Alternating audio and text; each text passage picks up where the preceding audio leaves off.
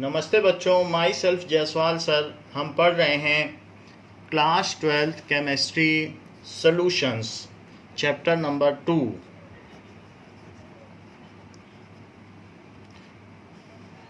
So solutions are of prime importance. So let us know about solution. So solutions are a kind of mixture which are homogeneous in nature. So its composition is uniform and the concentration of solute in solvent, if varies, then it changes the property of the solution entirely. जैसे कि अगर 1 part fluoride मिलाया जाए 1 million parts of water में, 1,00,000 गुना water, 10,00,000 गुना water में अगर 1 part fluoride मिलाया जाए तो it prevents the tooth decay. और अगर हमने 1.5 पार्ट्स फ्लोराइड मिला दिया, fluoride ion 1 million parts of water में, यानी 10 लाख पार्ट्स ऑफ वाटर में, तो इससे हमारे जो टीथ हैं वो मॉटल्ड हो जाते हैं, यानी उससे हमारा जो ऊपर का इनेमल है वो चला जाता है। और अगर वही हमने हाई कंसंट्रेशन मिला दिया तो ऐसे केस में वो सॉल्यूशन पॉइजनस हो जाता है और रेड पॉइजन की तरह यूज़ होता है। सो इसलिए सॉल्यूट को सॉल्वेंट में किस कंसंट्रेशन में मिलाया जाए, it is also of prime importance. So first let us know what is solution. Now all matter in universe is either pure substance और मिक्सचर। सो या तो वो प्योर सब्सटेंस होते हैं या फिर वो हो सकते हैं mixture. Pure substances are the substance which are made up of only one kind of particle. So matter which is made of only one kind of particle, वो पार्टिकल एटम भी हो सकता है, मॉलिक्यूल भी हो सकता है।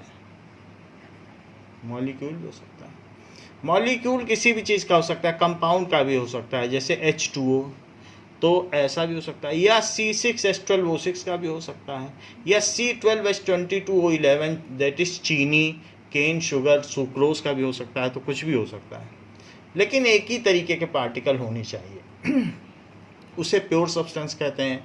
तो एटम से मिलके बना, तो अगर एक तरीके के एटम से मिलकर बन गया तो जैसे हीलियम गैस हो गई, वो प्योर सब्सटेंस हो गया। और मॉलिक्यूल ऑफ एलिमेंट से मिलके बना, जैसे H2, तो मॉलिक्यूल भी 2 तरीके के होते हैं, मॉलिक्यूल ऑफ एलिमेंट भी होता है और मॉलिक्यूल ऑफ कंपाउंड भी होता है। Molecule of element H2, O2, P4, S8 ऐसे होता है, और molecule of compound H2O, CO2, C6H12O6। तो कुछ भी हो, है तो पार्टिकल, तो वो पार्टिकल या तो मॉलिक्यूल हो सकता है, और मॉलिक्यूल में भी एलिमेंट का मॉलिक्यूल हो सकता है या कंपाउंड का हो सकता है, जैसे हीलियम हो गया, अब हाइड्रोजन गैस हो गई, वो डाई एटॉमिक मॉलिक्यूल है। या फिर क्या हो सकता है, मेटल्स भी हो सकते हैं, नॉन मेटल। जो नॉन मेटल हैं वो मोस्टली क्या है, गैसियस होते हैं, वो डाई एटॉमिक होते हैं। और कुछ नॉन मेटल ऐसे हैं जैसे फॉस्फोरस है, सल्फर है, वो octa atomic and tetra atomic हैं। और कुछ ऐसे भी नॉन मेटल हैं जो जायंट मॉलिक्यूल हैं, जैसे कार्बन, तो दैट इज़ डायमंड के तौर पर पाया जाता है, या ग्रेफाइट के तौर पर, तो वो जायंट मॉलिक्यूल है। कुछ भी हो, तो मेटल, नॉन मेटल, ये सब हो सकता है। इसके अलावा वाटर भी प्योर सब्सटेंस है। वाटर आप चाहे यहाँ का पी लो, चाहे अमेरिका का, चाहे रशिया का, चाहे मार्स, मंगल ग्रह पे चले जाओ, वहाँ का पी लो, चाहे जुपिटर, बृहस्पति ग्रह पे चले जाओ, वहाँ का पी लीजिए, सब जगह का वाटर एक जैसे टेस्ट का होगा, क्योंकि उसमें सिर्फ H2O होगा। CO2 कहीं से भी आप ले आइए सब एक जैसी होगी। तो CO2 कार्बन डाइऑक्साइड, ग्लूकोज, तो सब में ग्लूकोज के ही पार्टिकल होंगे। तो ग्लूकोज किससे मिलके बना है? एक ही जैसे पार्टिकल से मिलके बना है। वो पार्टिकल कौन है? वो पार्टिकल मॉलिकुलर हैं। So the matter which is made up of only one kind of particle. तो वो ये ऐसा होगा, उसका taste, features, texture, order, colour सब कुछ एक जैसे होंगे। तो ये प्योर सब्सटेंस की प्रॉपर्टी है। जो प्योर सब्सटेंस होते हैं वो दो तरीके के होते हैं। या तो प्योर सब्सटेंस ऐसे हो सकते हैं कि एलिमेंट हो सकते हैं, या फिर कंपाउंड हो सकते हैं। Element contain only those pure substance which contain only one kind of atom. Those pure substances which contains only one kind of atoms. तो ऐसे हो सकते हैं। वन काइंड ऑफ एटम्स में अगर हम चाहें तो हीलियम गैस भी हो सकती है, आर्गन गैस भी हो सकती है, या फिर मॉलिकुलर एलिमेंट भी हो सकते हैं, जैसे H2O2। तो ये मॉलिकुलर एलिमेंट है। P4 black phosphorus, white phosphorus, red phosphorus सब इसी के एलोट्रोप हैं। P4 हो गया। डायमंड भी हो सकता है, ग्रेफाइट भी हो सकता है। खैर जो भी हो, एलिमेंट खुद तीन तरीके के होते हैं। So elements are of three types. Metal हो सकते हैं, सेमी मेटल या मेटलॉइड्स हो सकते हैं, या नॉन मेटल हो सकते हैं। तो जो मेटल हो सकते हैं वो 92 हैं, सेमी मेटल्स हो सकते हैं वो 7 हैं, और बाकी 17 नॉन मेटल्स हैं। इस तरीके से 116 टोटल एलिमेंट्स पाए गए हैं। सेमी मेटल में बसी, जियास सब टीपो है। बसी, जियास सब टीपो, बसी, जियास सब टीपो, ये सब सेमी मेटल है। 17 नॉन मेटल भी आप देख सकते हैं, और ये भी। तो इस तरीके से ये तो बात हो गई एलिमेंट की। Compound, so when atoms of various kind chemically bonded in fixed composition, so then they form compound. When atoms of various kinds chemically bonded in fixed composition, they form, जो भी चीज़ है molecule of compound, molecule of compound. These molecules are the basic constituent of compound.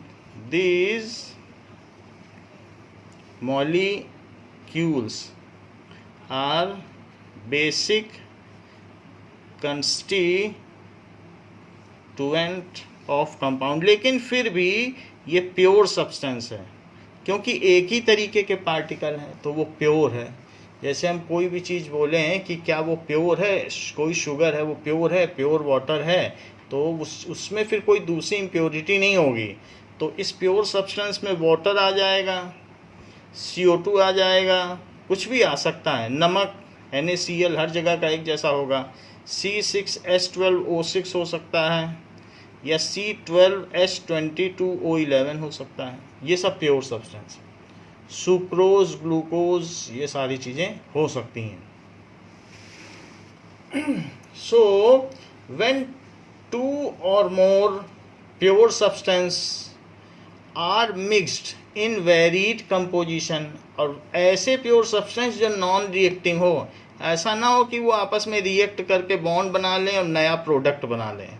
तो जब mixture ऐसी चीज़ होती है कि वो फिज़िकली मिक्स होते हैं, उनको फिज़िकल मेथड से सेपरेट भी किया जा सकता है, जैसे पानी और चीनी। तो पानी उड़ जाए तो चीनी बचे। तो इस तरीके से वो नॉन रिएक्टिंग होना इसकी आवश्यक शर्त है। So the essential condition of a mixture is that the pure substances which are getting mixed should be non reacting. So when two or more non-reacting pure substance, when two or more non-reacting pure substances are mixed in varied composition, जब उनको varied composition में अलग अलग मात्राओं में मिश्रित किया जाता है, देन दे फॉर्म मिक्सचर.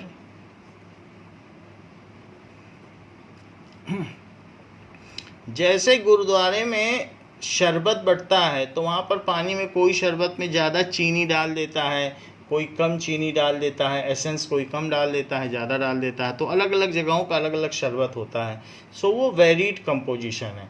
कई बार हम कोई भी चीज़ लेते हैं मिक्सचर में तो उसमें सॉल्ट इन वाटर कभी कम हो सकता है, ज़्यादा हो सकता है. तो इस तरीके से दिस इज़ वेरीड कंपोजिशन. हम अपने मन से कम या ज़्यादा डाल सकते हैं. तो मिक्सचर में प्योर सब्सटेंसेस जैसे सॉल्ट इन वाटर, इसका एग्जांपल क्या हुआ, सॉल्ट इन वाटर. एयर में कभी CO2 कम हो जाती है, कभी CO2 ज़्यादा हो जाती है. अलग अलग एयर में जो उसके कंपोनेंट्स हैं वो कम ज़्यादा होते रहते हैं, क्योंकि सबकी अपनी अपनी एक साइकिल चलती है नेचर में. तो इस तरीके से ये कह सकते हैं जो भी बायो जियो केमिकल साइकिल है N2 की O2 की, तो उसमें कमी ज़्यादा होती रहती है. सो इसलिए एयर एक मिक्सचर हुआ. सीरप, तो सीरप क्या है, शुगर इन वाटर. सीरप भी एक मिक्सचर हुआ. तो इस तरीके से हमने देखा कि मैटर, प्योर सब्सटेंस और मिक्सचर दो तरीके से हो सकते हैं. अब मिक्सचर को हमें आगे डिस्कस करना है, लेकिन यहाँ जगह नहीं है, तो हम अगले पेज पे मिक्सचर को बाइफरकेट करते हैं. नाउ जो मिक्सचर है वो क्या है, when two or more non-reacting pure substances, जैसे चीनी ले लो, इसके अलावा आप कुछ और ले लीजिए, सॉल्ट ले लीजिए और water, sugar, salt and water, तो मिक्सचर बन जाएगा. और अपने मन से जितना मन हो डालो, क्योंकि वो रिएक्ट नहीं करेंगे और उनको फिजिकली सेपरेट भी किया जा सकता है. सो व्हेन टू और मोर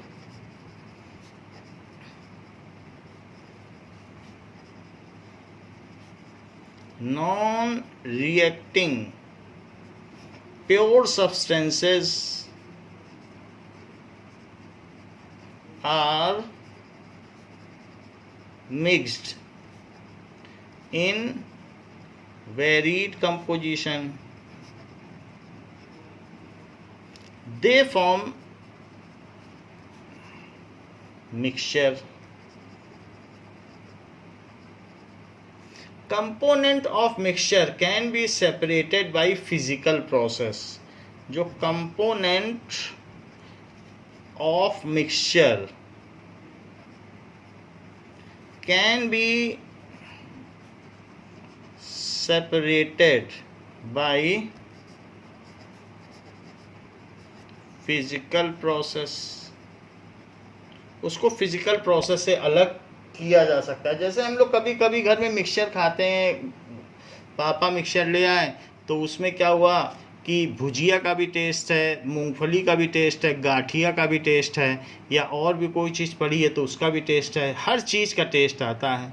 तो जो भी, अगर हम एग्जाम्पल के तौर पर salt and sugar in water, salt and sugar in water, नमक और चीनी को पानी में मिला के इलेक्ट्रॉल बना लें, तो साल्ट का भी टेस्ट आएगा, शुगर का भी टेस्ट आएगा और वाटर का भी टेस्ट आएगा। तो इसलिए in mixture all components, the properties of all components are reflected, सभी की प्रॉपर्टी का पता चलता है। इन मिक्सचर जो प्रॉपर्टीज है या टेस्ट है सभी का पता चल सकता है, of all components are reflected.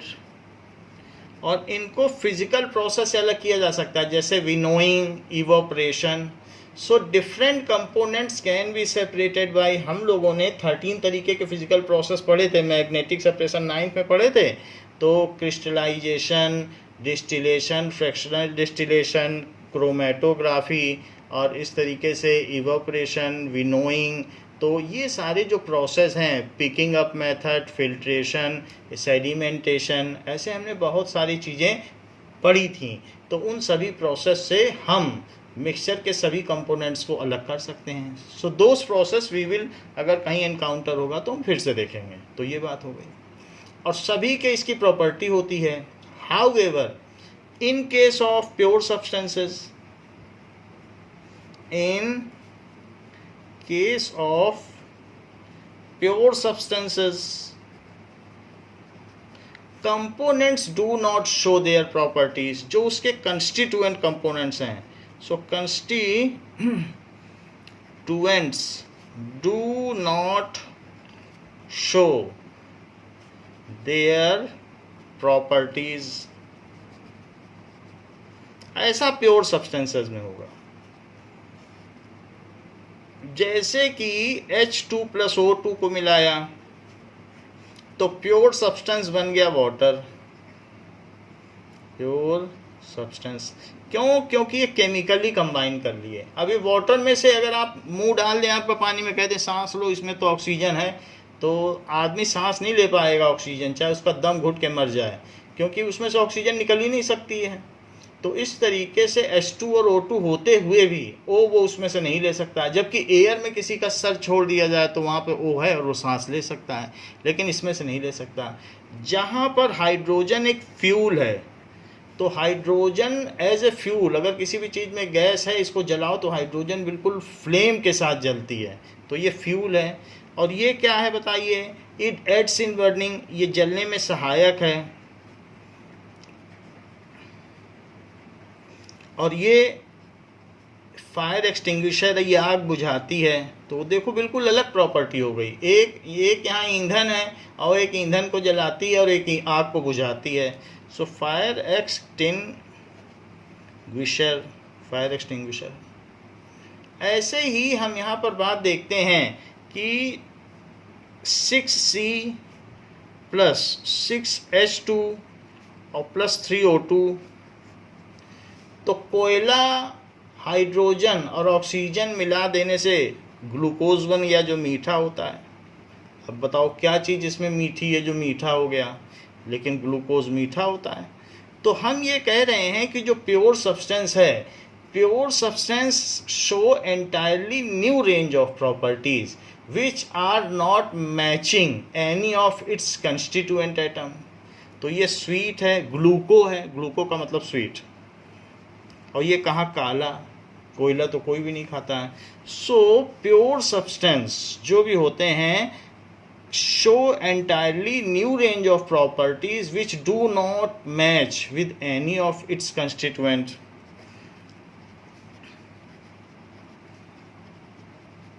Show entirely new range of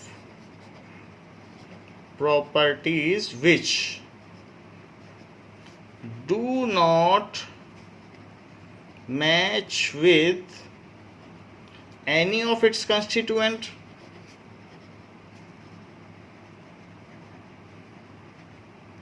ऐसा होता है।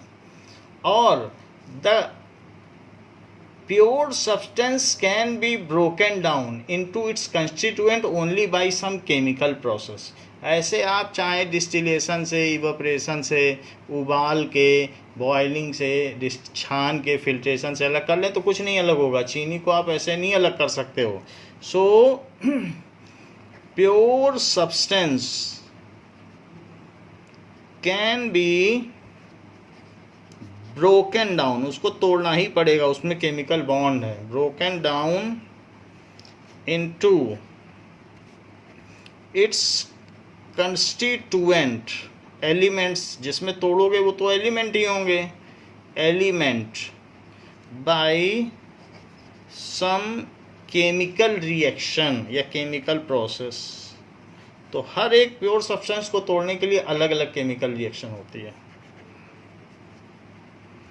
उसमें कभी कभी इलेक्ट्रोलिसिस भी हो सकती है। जैसे वाटर को तोड़ना चाहते हो तो इलेक्ट्रोलिसिस भी है। इलेक्ट्रोलिसिस भी एक तरीके का केमिकल प्रोसेस है। तो ये बात हमने देख ली कि इस तरीके से हम अलग कर सकते हैं। नाउ ये तो बात हो गई कि हमने मिक्सचर और प्योर सब्सटेंसेस में डिफरेंस देख लिए।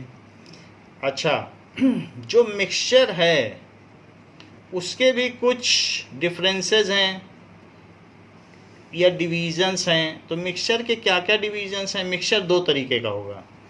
एक तो हो सकता है मिक्सचर होमोजीनियस हो, एंड अदर इज हेट्रोजीनियस। दो तरीके का मिक्सचर है, एक homogeneous and other is heterogeneous. Now homogeneous mixtures are having uniform composition throughout. It is having uniform composition throughout. एक जैसा कंपोजिशन होगा।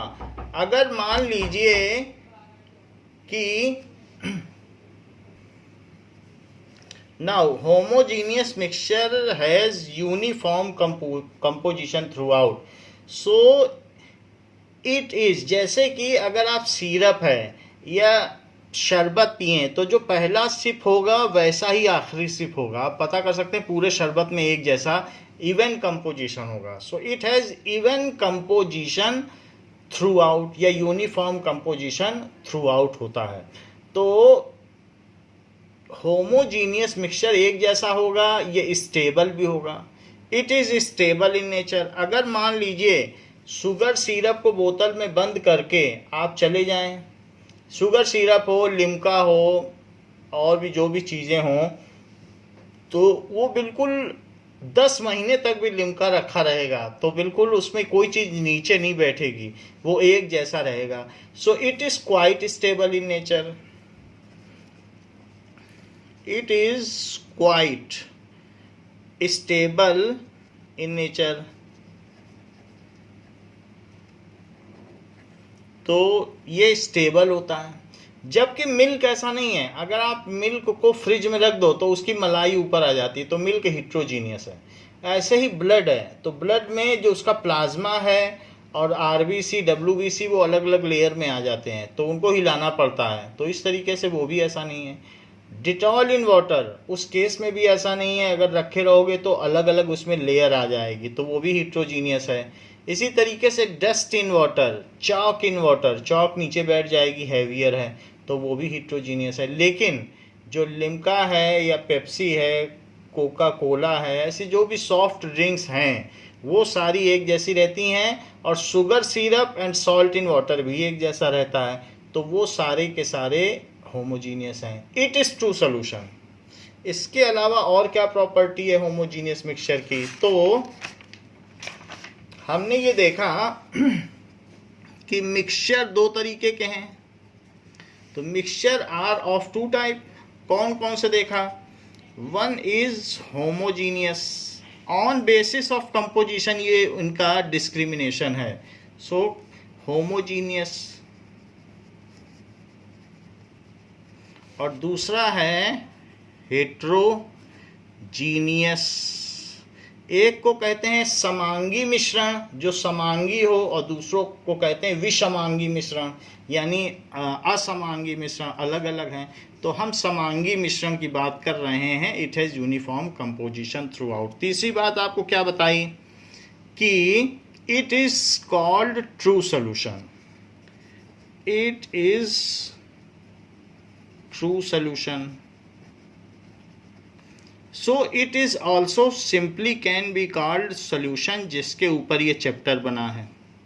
So it is solution. इसको सिंपली सोल्यूशन कहोगे तो होमोजीनियस ही माना जाएगा।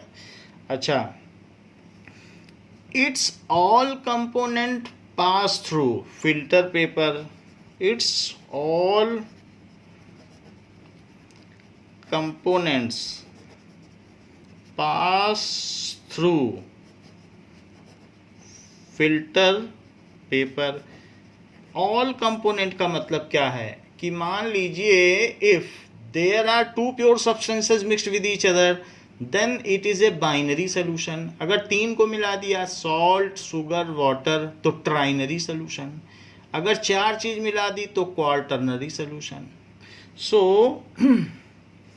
इट मे बी, क्या हो सकता है, binary solution, trinary solution,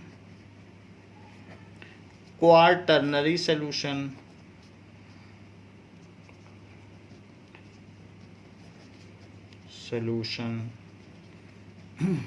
on the basis either 2, 3 or 4 components are mixed with each other.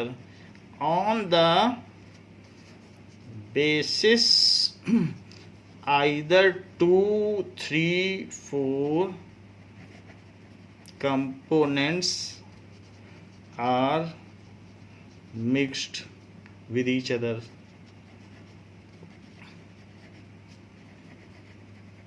The component which is largest in quantity is called solvent, while other components are called solute.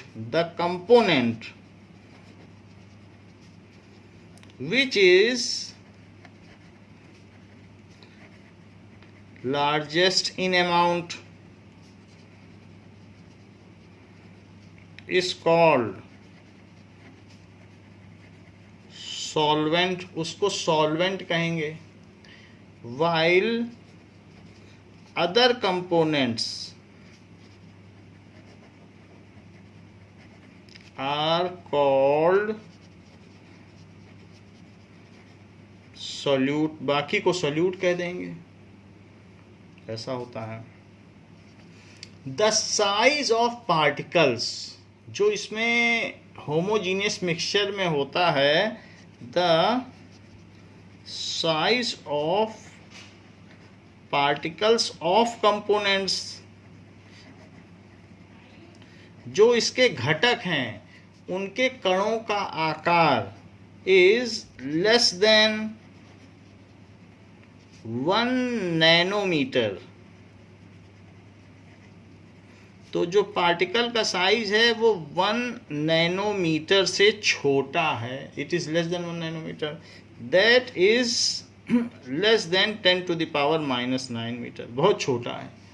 So all components pass through simple filter paper, जो हम normal filter paper हैं अगर उससे करें, अगर हम syrup को filter paper से पास करें तो नीचे जो भी आपका फिल्ट्रेट होगा तो वो फिल्ट्रेट पूरा होगा और ऊपर कुछ भी नहीं बचेगा।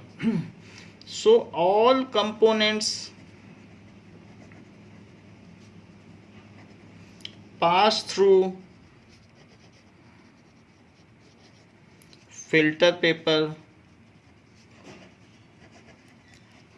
ठीक है, तो जैसे होता क्या है कि मान लीजिए कि हमने फिल्टर पेपर में ऐसे लगा दिया, फिल्टर पेपर फनल में लगा दिया, ये फिल्टर पेपर लगा दिया ऐसे, और इसमें हम क्या कर रहे हैं, किसी भी सॉल्यूशन को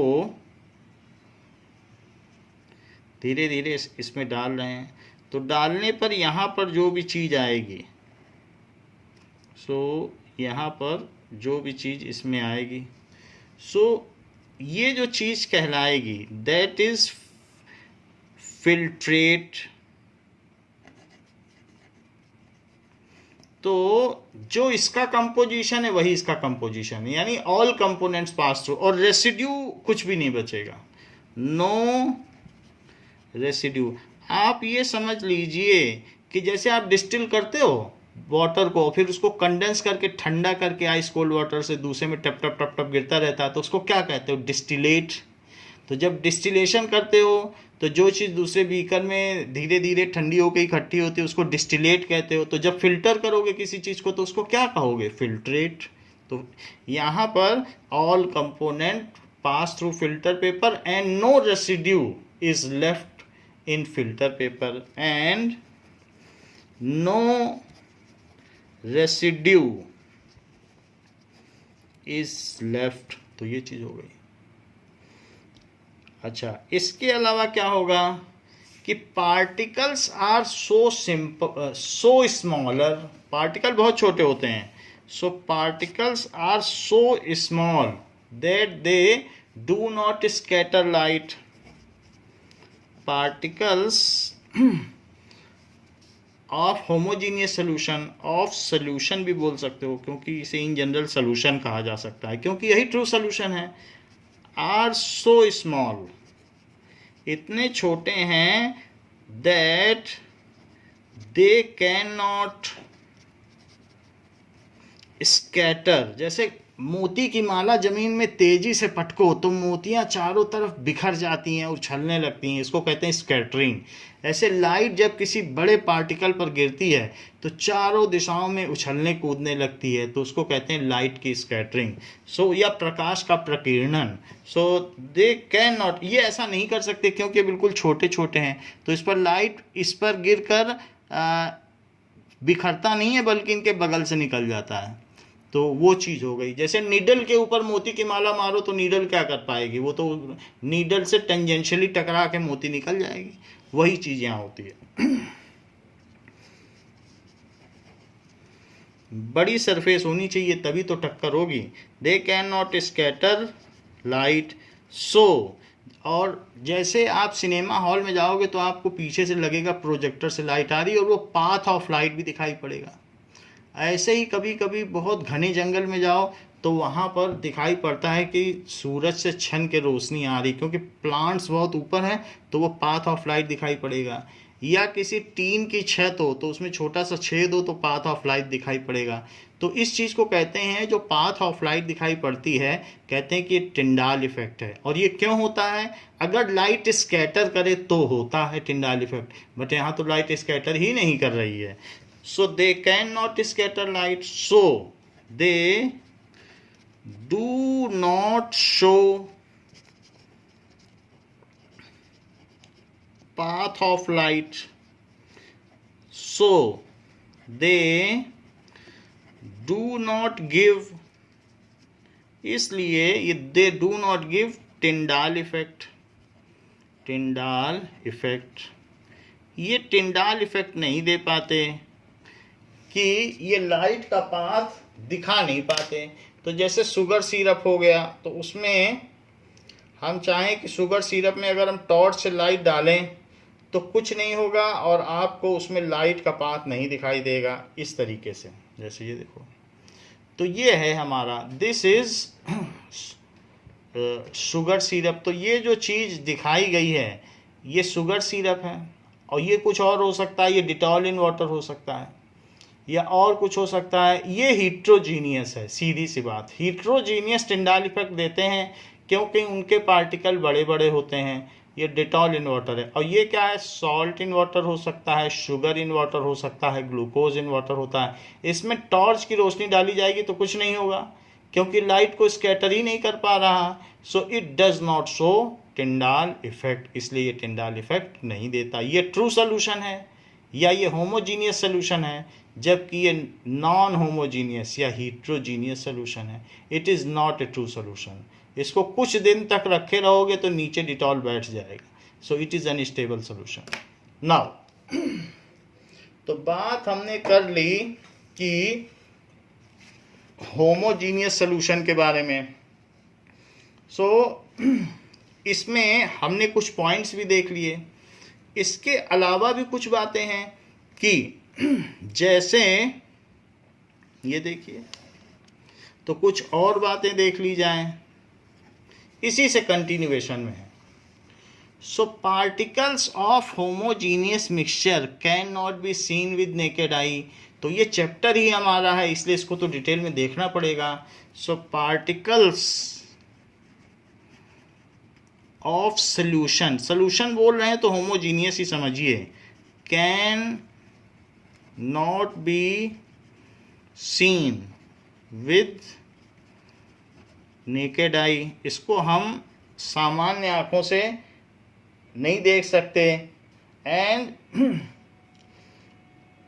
it is A single phase system, यानी कुछ इंटरफेस नहीं बनेगा कि जैसे बड़े बड़े पार्टिकल हैं तो वो एक सॉलिड फेस है, जैसे चॉक एंड वाटर, तो चॉक एंड वाटर इंटरफेस बनाते हैं। बड़े बड़े पार्टिकल का सरफेस है, उसके ऊपर वाटर होगा। चॉक भले ही पाउडर क्यों ना हो, लेकिन जब हम माइक्रोस्कोप से देखेंगे तो वहाँ एक इंटरफेस रहेगा। इसमें एक ही फेज रहेगा, या तो लिक्विड होगा या सॉलिड होगा या गैस होगा। आपको मालूम है एलॉय भी तो होमोजीनियस मिक्सचर हैं। अगर हम सारे डिफरेंट मेटल्स और नॉन मेटल्स या मेटल प्लस नॉन मेटल को मिक्स कर दें तो ऐसे केस में एलॉय बन जाते हैं। And alloy is a homogeneous mixture. तो ये एक ही तो फेज हुआ, एलॉय सॉलिड ही तो होते हैं, तो मेल्ट कर दोगे तो लिक्विड हो जाएंगे। तो it is single phase system. जबकि चॉक इन वाटर में ऐसा नहीं है, चॉक नीचे बैठ जाएगी तो नीचे सॉलिड फेज और वाटर हो जाएगा लिक्विड फेज। तो टू फेज सिस्टम हो गया कि नहीं? तो लेकिन ऐसा इसमें नहीं है, इसमें या तो लिक्विड होगा या सॉलिड होगा या गैस होगा। जैसे एयर, कितनी सारी गैसेज हैं इसमें, लेकिन है गैस, वो गैस ही रहेगी। तो इसी तरीके से अगर चीनी पानी को मिला दो तो लिक्विड ही रहेगा, सिंगल फेज हो गया। इसी तरीके से एलॉय क्या हो गया, सॉलिड, उसमें बहुत सारे अलग अलग मेटल्स मिले हैं या नॉन मेटल्स मिले हैं, तो रहेगा एक ही फेज।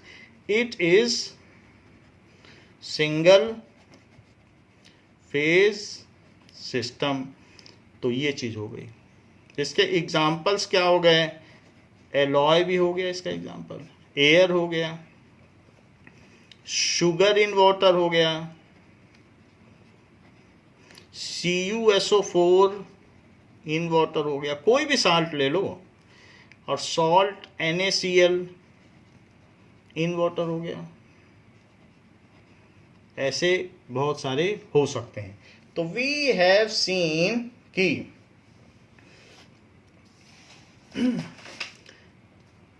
होमोजीनियस मिक्सचर, तो हम लोगों ने होमोजीनियस मिक्सचर के बारे में देख लिया है। होमोजीनियस मिक्सचर क्या होता है, what does it mean by heterogeneous mixture. So heterogeneous mixture क्या होते हैं, if the composition of the mixture is non uniform. ये भी बनता, मिक्सचर ही बनता है जब दो या दो से अधिक प्योर सब्सटेंशियल शुद्ध पदार्थ एक दूसरे में अनियमित मात्रा में मिलाए जाते हैं तो मिश्रण बनता है। When they are mixed in a varying composition and they should be non-reactive, then they form mixture, and that mixture which has non-uniform composition is called heterogeneous mixture. So it has non-uniform composition. आप चाय को क्या समझते हैं, homogeneous या heterogeneous? भाई आप देखिए मिल्क कैसा है, मिल्क को अगर आप रख दीजिए फ्रिज में तो मलाई ऊपर रह जाएगी और नीचे जो फैट प्रोटीन है वो ऊपर तैर जाएगा और मिल्क प्रोटीन नीचे रह जाएगा। तो उसी मिल्क से ही तो टी बनी है, तो वो जो टी बनी है वो खुद भी हेट्रोजीनियस है। तो it has non uniform composition, ऐसा होगा। और क्या हो सकता है, इट इज़ लेस स्टेबल और अनस्टेबल। तो नॉन यूनिफॉर्म कंपोजिशन है। अब नॉन यूनिफॉर्म अगर कंपोजिशन है तो ये दो तरीके के हो सकते हैं, एक तो कोलॉइड और दूसरा सस्पेंशन।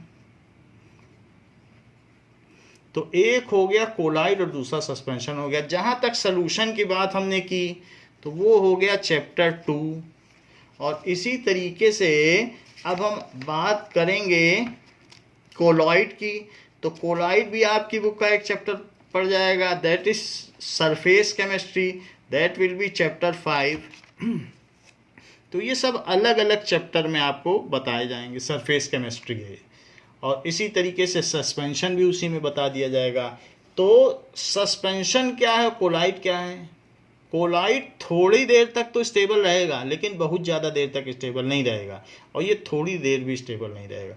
जैसे dust in air, dust in air तो कितनी देर है, डस्ट में थोड़ी देर में ही वो डस्ट नीचे बैठ जाएगी।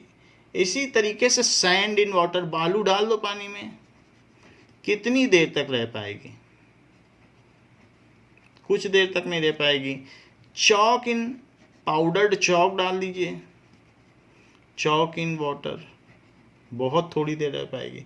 जबकि इसमें थोड़ा सा स्टेबिलिटी है, जैसे Dettol in water, so Dettol in water, soap in water, थोड़ी देर तक तो सोप रहता है, so Dettol in water, soap in water. और क्या हो सकता है? ब्लड, मिल्क, ये सारी चीज़ें अगर हम देखेंगे तो कोलाइड हो गया। और इसके अलावा भी मड, मड ऐसी चीज़ है, कीचड़ जहाँ पर होता है तो वहाँ पर पानी और मिट्टी एक साथ मिली हुई रहती है, मडी जगह नहीं हो जाती जब बहुत बारिश होती है, तो वो भी कोलाइडल सॉल्यूशन है। फॉग, मिस्ट, स्मॉग, इस तरीके से हम देख सकते हैं कि ये सारे कोलाइडल फेज हैं। इसके बारे में बहुत डिटेल से हम सरफेस केमिस्ट्री में पढ़ लेंगे, थोड़ा बहुत हम इनकी प्रॉपर्टी जान लें, क्योंकि ये सब हम लोगों ने 9th में ही पढ़ा था। तो इस वही चीज़ें अभी हम दोहरा रहे हैं, to recapitulate the things so that we can go ahead with our solution chapter. So colloids और सस्पेंशन में क्या अंतर है? What is colloid and what is suspension? Let us see that now. Collide,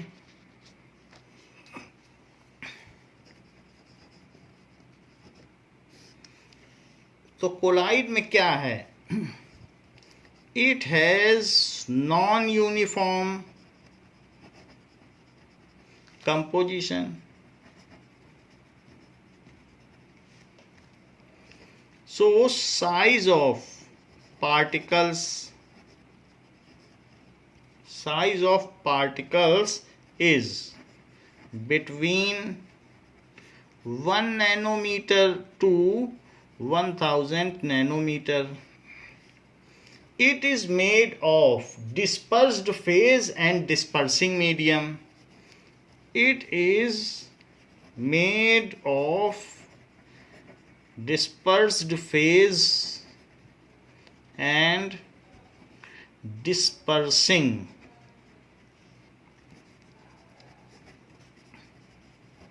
medium. जैसे disperse phase है तो Dettol, और dispersing medium तो water. It is less stable in nature. अगर डिटॉल इन वाटर है तो थोड़ी देर में आप देखोगे डिटॉल वाला पानी, प्योर डिटॉल तो नहीं, लेकिन डिटॉल वाला भारी पानी नीचे बैठ जाएगा और प्योर वाटर ऊपर आ जाएगा। तो इस तरीके से इट इज़ लेस स्टेबल, 3-4 दिन में ऐसा हो जाएगा। स्टेबल इन नेचर, मिल्क को तो फ्रिज में रखोगे तो 4 घंटे में ही हो जाएगा। Less stable in nature. All components do not pass through filter paper. All, इसके जितने भी कंपोनेंट्स हैं नॉर्मल फिल्टर पेपर से तो सब पास हो जाएंगे, बट माइक्रो फिल्टर पेपर होता है, बाजार में मिलता है, तो उस केस में डिस्पर्स्ड फेज ऊपर ट्रैप हो जाएगा और डिस्पर्सिंग मीडियम यानी पानी नीचे निकल जाएगा। पानी तो हमेशा निकल जाएगा। सो all components pass through normal filter paper but with micro filter paper, जिसमें छोटे छोटे छेद होते हैं। माइक्रो फिल्टर पेपर यानी आप ये समझ सकते हैं कि 1 नैनोमीटर के आसपास का छेद होगा, तो जो बड़े वाले होंगे वो तो सब ट्रैप ही हो जाएंगे। With micro filter paper, particles of dispersed phase remain as residue. Particles of dispersed phase, उसी का साइज ऊपर दिया गया, ये डिस्पर्स्ड फेज का ही साइज है. Remain as residue while of dispersing medium, ठीक है, pass through as filtrate of dispersing medium, pass through as filtrate. So components of colloid cannot be seen with naked eye. Dettol कहाँ देख पाओगे? Components of colloid cannot be seen with naked eye.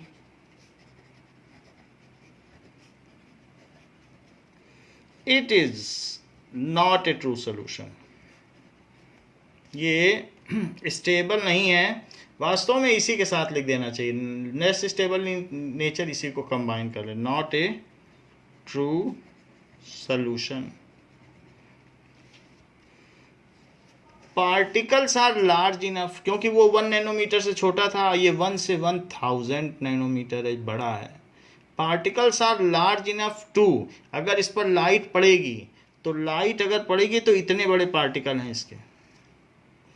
जबकि पहले था solution में, तो solution में अगर ये लाइट पड़ती थी तो यहाँ आकर के वो इस तरीके से बेंड हो जाती थी. तो इस ये जो बेंड हो गई तो उसमें यहाँ बेंड नहीं होगी लाइट, अगर यहाँ पर पड़ेगी तो क्या होगी, ये इस चीज को कहते हैं लाइट का डिस्पर्सन. बेंडिंग का मतलब प्रकाश का विवर्तन, सो डिस्पर्सन है ये. लाइट मुड़ भी सकती है तो उसको डिस्पर्सन कहते हैं. लेकिन यहाँ पर ये बड़े हो गए साइज के पार्टिकल, ये छोटा था सॉल्यूशन का था, ये कोलाइट का है. तो यहीं से ये, अब जैसे हमने कहा ना मोती की माला, तो वो बड़े अगर सरफेस पे गिरेगी तो ऐसे ये इस तरीके से चारों तरफ बिखर जाएगी. So particles are large enough to scatter light. तो ये 1 नैनोमीटर से 1000 नैनोमीटर हैं. So particles are large enough to scatter light, so they show path of light. path of light show करते हैं.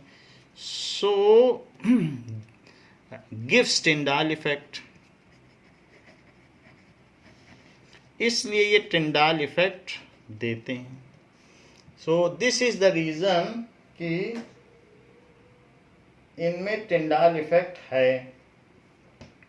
जैसा कि हमने आपको दिखाया कि जब लाइट का पाथ अगर दिख जाए तो उसको टिंडाल इफेक्ट कहते हैं. जैसे ये देखिए, तो इसमें ये डिटॉल इन वाटर है जिसमें पाथ ऑफ लाइट दिख रही है, ये कोलाइडल सोल्यूशन है. ये ट्रू सोल्यूशन, ये टिंडाल इफेक्ट नहीं दे रहा है, ये not a true solution, it gives the Tyndall effect. Light को बिखरा दे रहा है, तो बिखराने से हमें उसका पाथ दिखाई पड़ जा रहा है. इसमें लाइट इधर उधर से बेंड होके चली गई, तो इसलिए वो किसी से टकराई ही नहीं, ये चीज़. Now so they give Tyndall effect. ये सारी चीज़ें इसमें हमने देख ली. So it is not a single phase solution, क्योंकि थोड़ी देर बाद चीज़ें बैठ जाएंगी. तो अगर आप मड में कोई चीज़ ऐसी डाल दें, ऐसे केमिकल्स होते हैं, पानी और मिट्टी अलग भी हो सकती है, ऐसे हम कुछ न कुछ मिलाकर कोलाइड के दोनों फेजेस को अलग कर सकते हैं, चार्जेस मिला दें तो अलग अलग हो जाते हैं। तो वो चीज़ आपको सरफेस केमिस्ट्री चैप्टर में पूरी देखने को मिलेगी कि कोलाइड्स के कंपोनेंट्स को हम थोड़ा बहुत भी कर दें। आप दूध को ही देख लीजिए, मिल्क है कोलाइड, जरा सा नींबू 1-2 बूंद क्या डाल दिया, वो तो पनीर के तौर पर अलग हो गया, फैट प्रोटीन अलग हो गया, मिल्क प्रोटीन अलग हो गया। अब कितनी स्टेबिलिटी है दूध की? तो कुछ स्टेबिलिटी नहीं है, 2 बूंद नींबू डालने से अलग हो जा रहा है। ऐसा तो हमारा लिम्का, पेप्सी और सिरप तो नहीं करता। So it is not a single phase solution.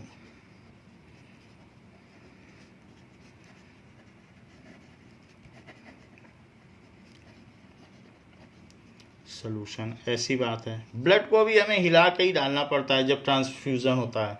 इसके अलावा इसका जो भी है एग्जाम्पल, मिल्क, ब्लड, अगर कभी भी आप किसी टॉर्च से देखें तो ये देखिए, अगर टॉर्च से हाथ में देखें तो लाइट का पाथ दिखाई पड़ रहा है, तो इससे पता चलता है ब्लड किस तरीके का है, लाइट को दिखा रहा है। So it is, blood is a colloidal solution.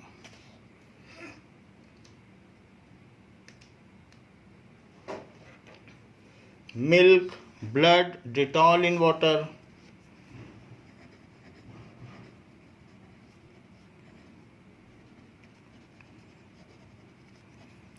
Soap in water,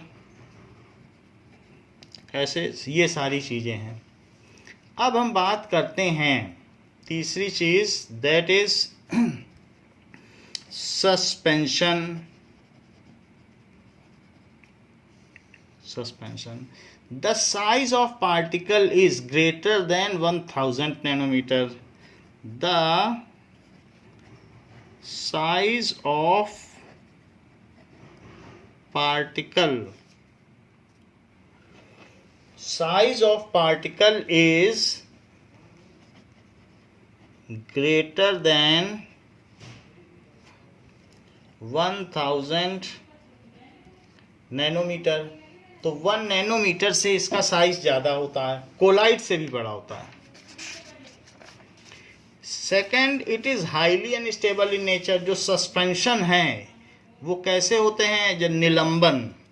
so it is highly unstable in nature. अच्छा, ये भी क्या करेंगे? All components do not pass through filter paper. All components do not pass through filter paper। क्योंकि जो बड़े size के हैं नॉर्मल फिल्टर पेपर से ही नहीं पास होंगे, जबकि कोलाइड में तो नॉर्मल से पास हो जाता था डिटॉल इन वाटर। या नॉर्मल में मिट्टी और पानी का घोल है, तो क्या मिट्टी सोचते हो फिल्टर पेपर से पास हो जाएगी? फिल्टर पेपर एक न्यूज़पेपर है, आप पास करके देख लो, कभी भी मिट्टी ऊपर रह जाएगी, पानी नीचे आ जाएगा। सो इस तरीके से sand in water, chalk in water, chalk ऊपर रह जाएगी। तो ये सारे सोल्यूशन जो हैं ये किस तरीके के हैं? It is not a true solution. All component do not pass through filter paper, so they can B, there components can be separated by filtration. So there components can be separated by filtration।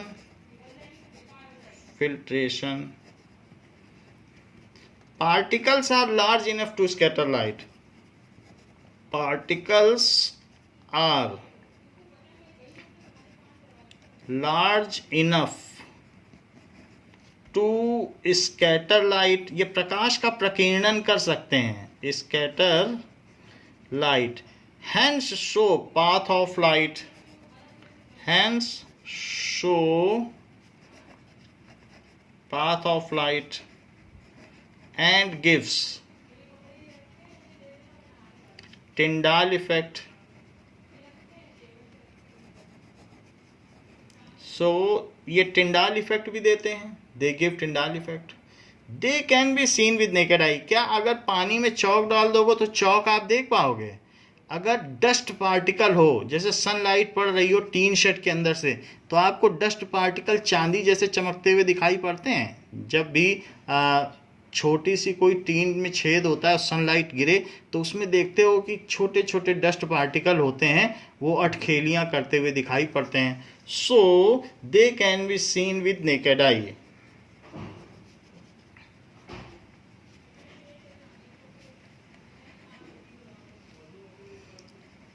Naked eye ये चीज है।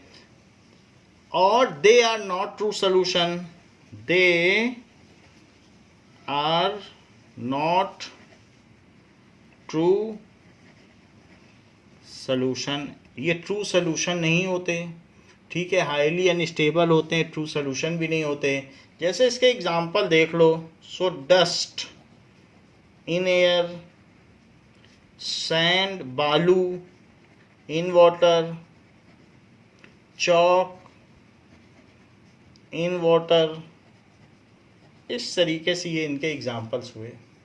जैसे आप ये समझ लीजिए कि particle का साइज ऐसे धीरे धीरे बढ़ता जाए,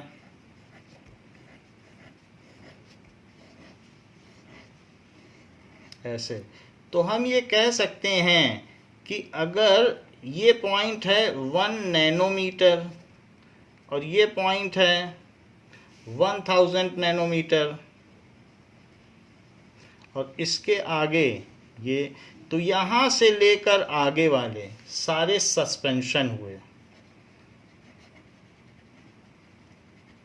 और यहाँ से यहाँ तक ये कोलॉइड हुए, और यहाँ 1 नैनोमीटर से छोटे जितने भी हैं वो, that is solution. So solution हो गए, कोलाइड हो गए, सस्पेंशन हो गए। कोलाइड और सस्पेंशन को मिला के कहा जाता है हिट्रोजीनियस सॉल्यूशन, हिट्रोजीनियस। और ये कैसा है? होमोजीनियस। तो हिट्रोजीनियस एंड होमोजीनियस। बाकी हमने आपको प्रॉपर्टी बता दी है कि होमोजीनियस सॉल्यूशन किस तरीके से होते हैं। तो ये जो बात हमने आपको बताई है कि सॉल्यूशंस किस किस तरीके के होते हैं, लेकिन जितनी भी अभी तक हमने बात बताई है ये सब क्लास 9th की बताई है। बाकी बात है क्या सॉल्यूशन की भी कुछ कैटेगरी है। So classification of solution. So हाँ, बिल्कुल सही बात है, सॉल्यूशन का भी क्लासिफिकेशन हो सकता है। So solution can be categorised as aqueous solution and non-aqueous solution.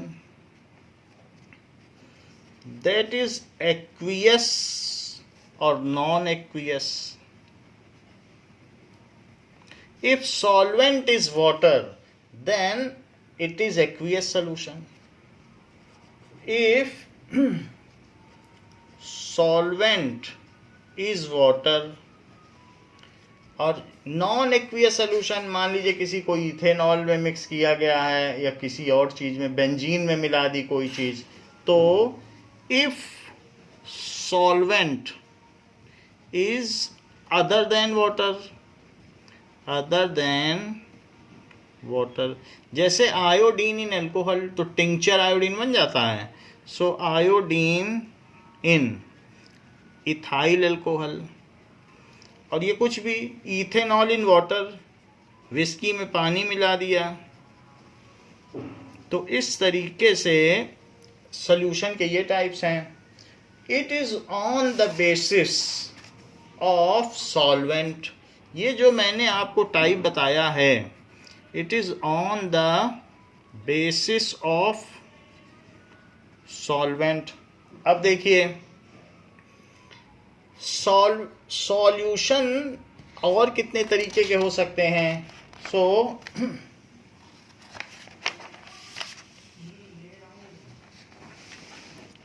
Now solutions are on basis of components.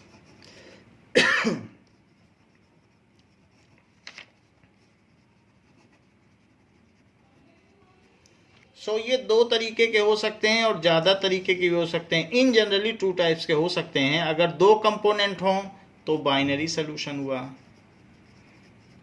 Binary solution. और अगर if the components are more than two तो उसको टर्नरी बोला गया है, टर्नरी सोल्यूशन। तो जहाँ पर भी हमने ट्राइनरी लिखा है उस चीज़ को आप टर्नरी कर लें।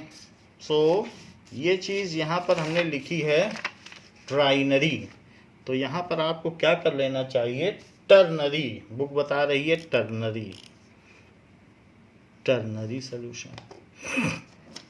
सो इसमें 3 कंपोनेंट्स हैं और इसमें 2 कंपोनेंट्स हैं, और इसमें 3 कंपोनेंट्स हैं। एक solvent, one solute one solvent, और इसमें क्या है कि 2 solute 1 solvent, 1 solute and 1 solvent, 2 solute and 1 solvent. तो ये तो बात हो गई कि on the basis of components इनके कितने टाइप हैं, सॉल्यूशन के कितने टाइप्स हो सकते हैं। So solution on basis of physical state,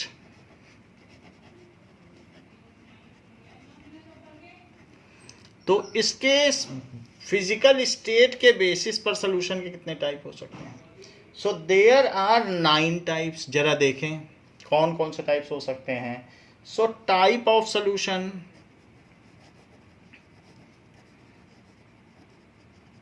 कि किस तरीके का सॉल्यूशन है, टाइप ऑफ सॉल्यूशन। सॉल्यूट का क्या फेज है, सॉल्वेंट का क्या फेज है, ऐसे। और इसके एग्जाम्पल्स क्या क्या हैं। सो इस बेसिस पर हम इनको क्लासिफाई कर सकते हैं।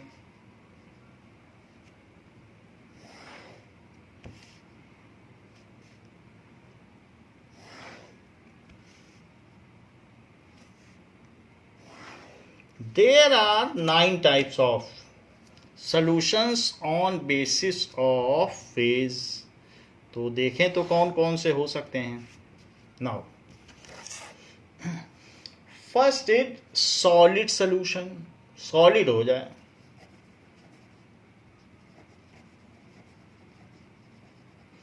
तो उसके लिए जो सॉल्वेंट है उसको सॉलिड होना पड़ेगा।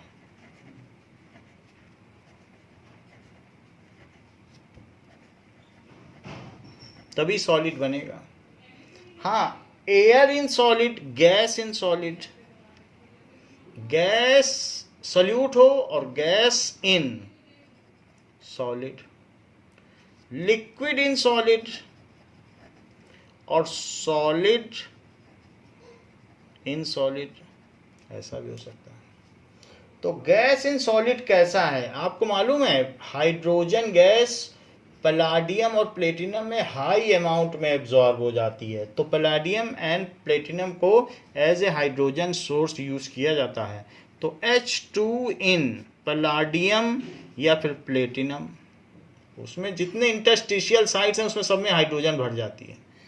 दूसरी चीज लिक्विड इन सॉलिड, मरकरी का एमलगम देखा है, मरकरी लिक्विड है, अगर आप उसको सिल्वर में डाल दोगे तो सिल्वर सॉलिड है, ये सिल्वर है, और उसके ऊपर लिक्विड मरकरी डाल दीजिए तो थोड़ी देर बाद आप देखोगे कि मरकरी का ट्री डेवलप हो जाएगा, ऐसे ऐसे ऐसे। और ये जो ट्री डेवलप होगा इस बर्तन में, ये आयोडेक्स पेस्ट की तरह होगा। जैसे कोई ऑइंटमेंट होता है ना, इतना ऊंचा उठ जाएगा। इसको कहते हैं, मरकरी को किसी भी मेटल के साथ मिला दो तो वो एक्सपेंड कर जाता है, सेमी सॉलिड होगा, जेली टाइप स्ट्रक्चर होगा। जैसे पेस्ट ना हो कोई चीज़, वैसे पेस्ट टाइप हो जाता है। तो ये एमलगम कहलाता है। तो इसको कहेंगे सिल्वर एमलगम, मरकरी नहीं बोलेंगे। जैसे ऊपर Hg है तो ये नहीं बोलेंगे AgHg। अगर हम एमलगम बोल रहे हैं तो इसका मतलब ही है कि वो मरकरी है, मरकरी के साथ है, तो उसको कहेंगे सिल्वर एमलगम। सिल्वर 20 टाइम्स ऊपर उठ जाता है, सिल्वर एमलगम। ऐसे सोडियम के साथ भी करता है एमलगम, सबके साथ मरकरी का बनाया जाता है। आगे के चैप्टर्स में ये बात आपको पता चल जाएगी। So mercury with sodium forming amalgam, so mercury with sodium forming amalgam. Amalgam का मतलब पेस्ट होता है ग्रीक में। तीसरी चीज एलॉयज, सब दोनों सॉलिड होते हैं और एलॉय बना देते हैं, तो सॉलिड सॉल्यूशन। लिक्विड सॉल्यूशन देखिए, लिक्विड सॉल्यूशन, तो लिक्विड सॉल्यूशन किस तरीके का होगा? अब अगर लिक्विड बन रहा है तो सॉल्वेंट तो लिक्विड ही होना चाहिए। लिक्विड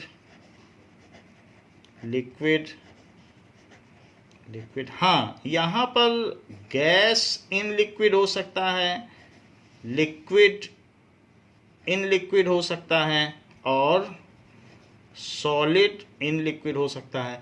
इन सभी की हम पूरे चैप्टर में चर्चा करेंगे, सारे इंपॉर्टेंट हैं, ये बात आप जान लें। तो हम यहाँ पर बताएंगे कि इसके ऊपर कौन कौन से लॉ लगते हैं आगे चलकर, सब इंपॉर्टेंट है। Gas in liquid, gas in liquid है। सो ऑक्सीजन इन वाटर, आपको मालूम है एक्वेटिक एनिमल उसी से सांस लेते हैं जो ऑक्सीजन वाटर में डिजॉल्व है। सो ऑक्सीजन इन वाटर ऐसा हो सकता है। या जो कार्बोनेटेड ड्रिंक्स हैं, जैसे आप लिम्का है, ये सब पेप्सी है, तो इन सब में क्या होता है, स्प्राइट है, तो सभी में CO2 मिली रहती है। सो कार्बोनेटेड ड्रिंक्स या soft drinks, soft drinks.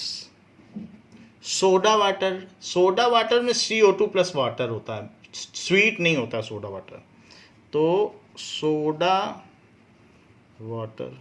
Flavour आप अपना डालिए, चीनी डालिए, अपना चीज मिला के बना लीजिए। Liquid in liquid, ethanol in water, whisky में पानी डाल लीजिए। और सॉलिड इन लिक्विड, तो sugar in water, sugar in water. ऐसा करने से सॉल्ट इन वाटर ले लीजिए, सॉल्ट इन वाटर, तो भी तो वही चीज बन जाएगी।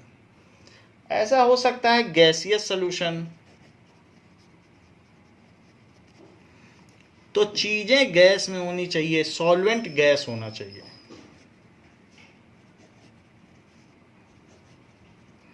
अगर गैस इन गैस है, सोचो ऐसा कुछ आपके माइंड में एग्जांपल आ रहा है, तो हाँ, गैस इन गैस तो एयर है। Air is a mixture of gas, so air is a mixture of gas. इसी तरीके से liquid in gas, liquid in gas, तो इस तरीके से ह्यूमिडिटी इन एयर,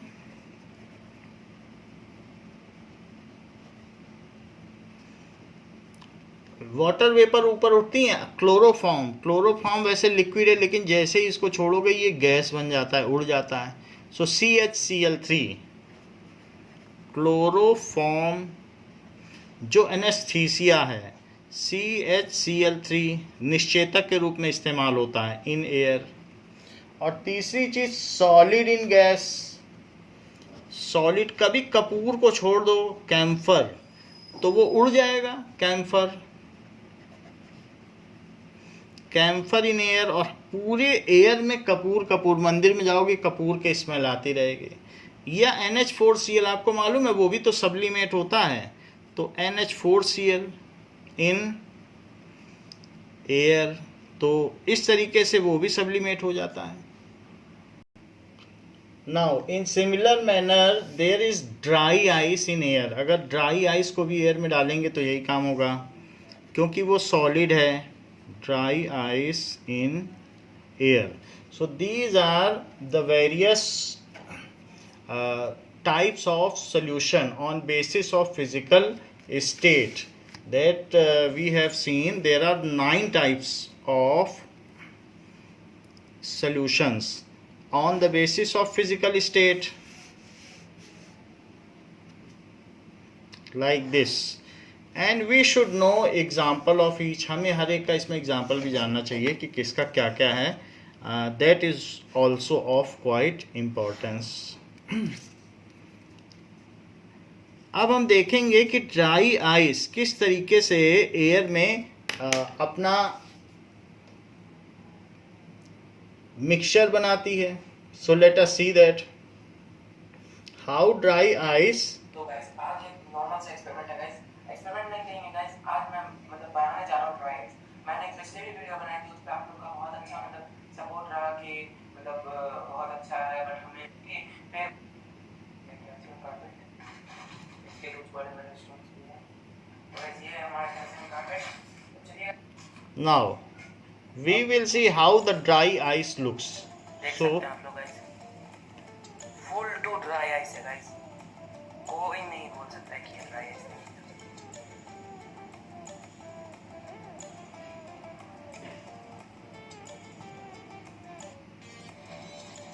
सो ये एयर में इसके वेपर्स जा रहे हैं और ये ड्राई आइस यहाँ दिखाई गई है. वीडियो तो गाइस पसंद आया होगा कि ये dry Now, actual dry. we will see some more experiments of dry ice. What is up, guys? जैसे ये TechRex देखिए, here. So in this video, This I got is a dry 1,500 ice. gallon pool full of water, and we have 1,000 pounds of dry ice. This is one of the loads. There's about 200 or so pounds in here, guys. We're going to keep dumping this into the pool. So let's start off with the first load. This is going to be pretty heavy. देखिए इसके So vapours निकल रहे हैं dry ice के. obviously, we have two people right here, so we're going to try and pick up the खैर little इसको barrel. Water में डाला जा रहा है तो वाटर में भी डाला जा सकता है.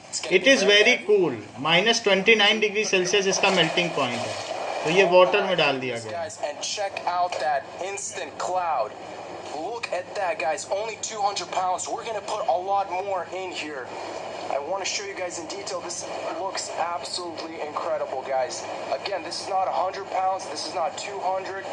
This will be a total of 1,000 pounds of dry ice. It's already going to my feet. Guys, this is ridiculous. It is very I cannot cool. wait to put more. I want to show you guys though just a little bit here. I've never seen anything like this. Imagine going in here. I'm sorry you guys are probably seeing nothing but white. This looks incredible though. I gotta show you. Wow. Just a little bit of a detailed zoomed in look here. Beautiful, guys. So let's go ahead and get the other loads of dry ice in here. Second load of dry ice going in the pool. Oh my goodness, guys. Once again, it doesn't get any better than that. Pure vape cloud in here. Now Keep in mind, we have seen how we can make the dry ice in air and dry ice. अगर हम चाहें तो solid in liquid में भी solution बना सकते हैं और सॉलिड इन एयर भी बना सकते हैं. तो these are various types of solution that we have seen. Now we will discuss the concentration of solution. So what does it mean by concentration of solution? Now concentration of solution, जैसे कि मैंने बताया है कि अगर 1 parts of fluoride ion per million parts of water डाला जाए तो ये हमारे लिए किसी टूथ के रिकवरी के लिए काम करता है या मेडिसिन के तौर पर. 1.5 पार्ट्स अगर फ्लोराइड आयन डाल दिया जाए पर मिलियन वाटर तो उसमें ये हमारे टूथ का डिके करा देगा, और अगर उससे ज़्यादा डाल दिया जाए तो वो रेड पॉइजन बन जाएगा. So concentration is of prime importance कि किस कंसंट्रेशन में कौन सी चीज़ ली जाए. तो वही अगर मान लीजिए कि डिटॉल ज़्यादा डाल दिया जाए पानी में तो वो डिसइंफेक्टेंट है, यानी वो बैक्टीरिया को मारता है, और अगर थोड़ा सा डिटॉल लिया जाए तो वो स्किन के लिए एंटीसेप्टिक है. ऐसे ही जो फिनॉल है, फिनॉल अगर ज़्यादा डाल दोगे तो वो ज़मीन साफ़ करने के काम में आएगा, और अगर 2% फिनॉल इन वाटर डालोगे तो वो एंटीसेप्टिक है, वो हाथ में या कहीं पर कुछ आपको डिसीज तो लगाया जा सकता है. So concentration is of prime importance. So let us see what is concentration. Concentration is the amount of solute present in given quantity of solution, the amount of solute, कोई हमें ये बता दे कि कितना solute present है. amount of solute present in given quantity of solution is called concentration.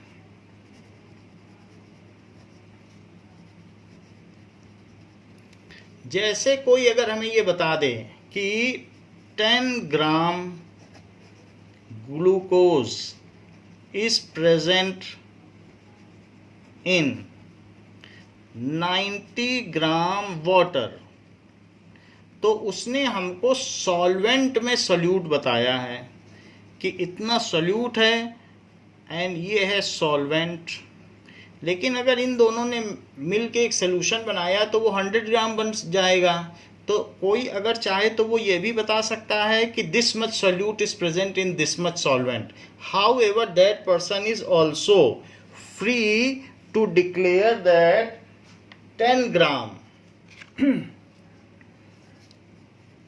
glucose is present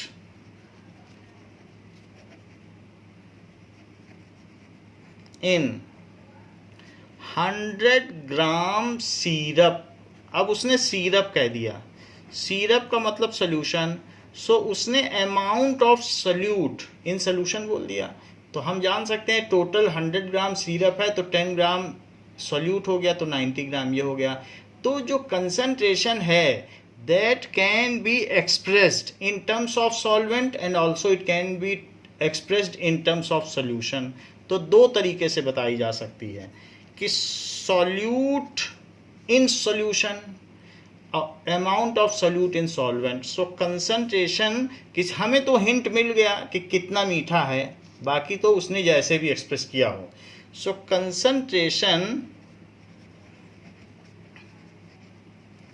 can be expressed in two different methods. One is amount of solute in solvent या solution, और दूसरा amount of solute in solvent. दो तरीके से बताया जा सकता है. सॉल्वेंट में भी बताया जा सकता है दोनों सेम चीज़, लेकिन वो दो तरीके से बता सकता है. अगर वो इन सोल्यूशन बताएगा तो किस तरीके से बताएगा?